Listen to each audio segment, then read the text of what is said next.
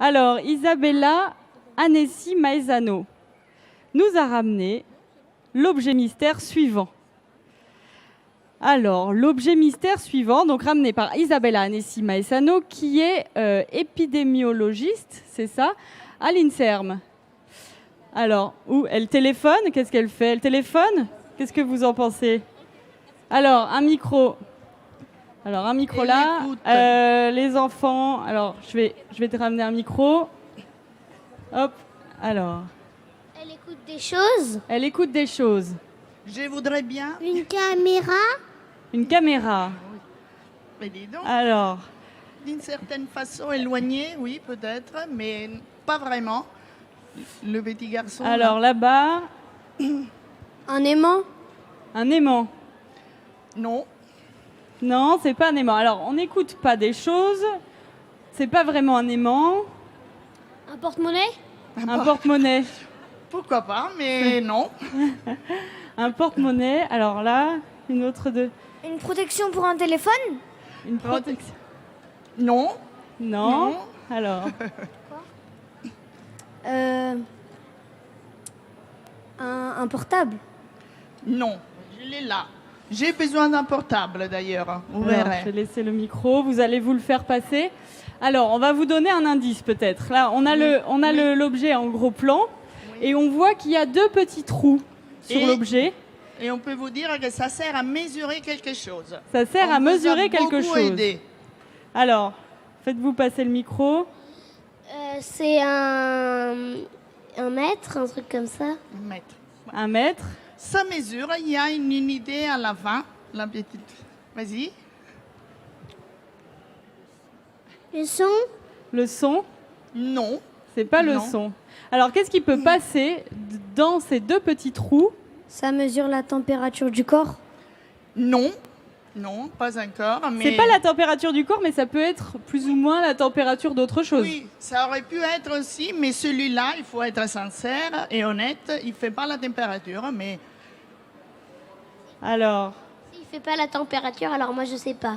Ah. Alors. C'est pour mesurer la température d'un téléphone. Non. En fait, elle vous a induit en erreur un petit peu parce que ça n'est pas même si ça a vraiment la forme Je suis méchante. d'un téléphone, mais ça n'est pas du tout un téléphone. Qu'est-ce qui peut passer par deux trous? Plusieurs trous, un trou. Elle mesure l'intelligence. Ah, ça serait bien. C'est joli, hein, oui. Mais... Ça serait bien. Alors, qu'est-ce qui peut passer par deux petits trous comme ça, tout petits, qu'il y a partout autour de nous? Un fil électrique. Oui, ça aussi. Non, un truc qu'il y a partout autour de nous, là, partout. Je vous fais... De l'air. De l'air, bravo, c'est ça.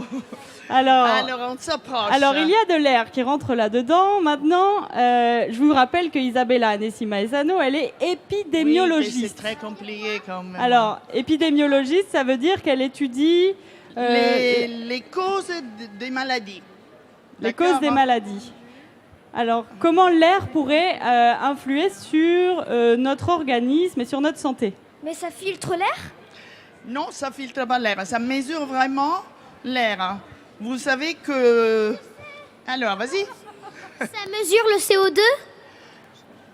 Ah, on est très proche. On est très proche. Bravo, oui, oui. Ah, je pense qu'on y est Oui. quasiment là. Hein. Ça mesure... Ça mesure les microbes. Non, lui, il est plus près. Ça mesure le CO, le monoxyde de carbone. C'est un des polluants. Vous avez entendu parler de pollution atmosphérique? Ben voilà, peut-être à l'école même.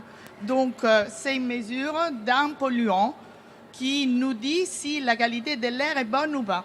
Voilà, alors donc voilà, c'était la réponse. Donc c'est un capteur qui mesure la pollution. Alors comment ça fonctionne? Vous connectez cet outil à votre smartphone, donc il y a quand même un lien avec le téléphone. Une seule fois, ça suffit. Hein. Et sur votre téléphone, je me permets de vous l'emprunter, je vais le montrer. Sur votre téléphone apparaissent des courbes, donc qui indiquent quoi? Ça indique ce que j'ai fait, moi, depuis ce matin, avec ce capteur dans la poche. D'accord, hein?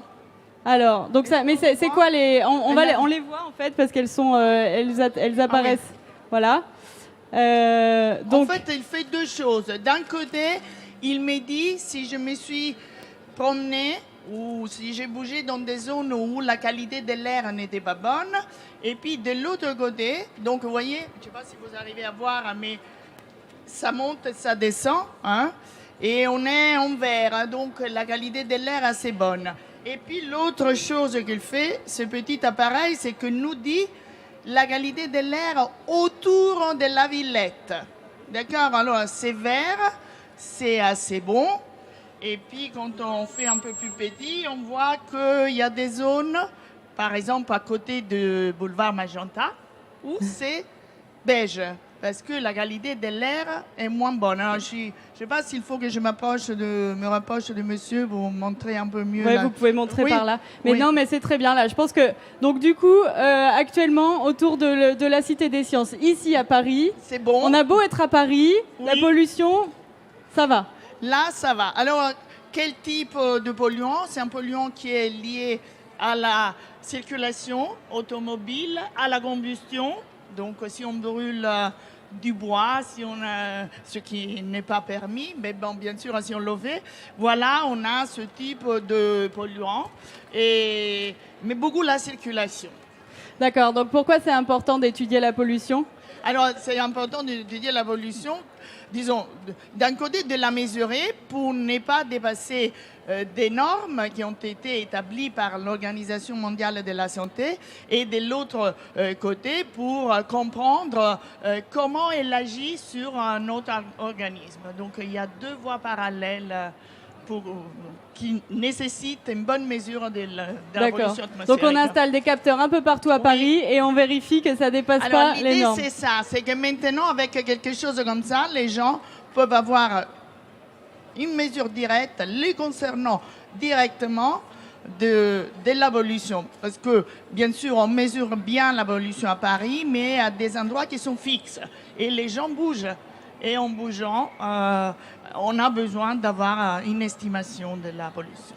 Eh bien, très bien. Alors, donc, merci d'être venu pour nous dire qu'on peut venir à la Cité des Sciences pour la fête de la science. C'est pas trop pollué autour de chez nous. Absolument. Et je...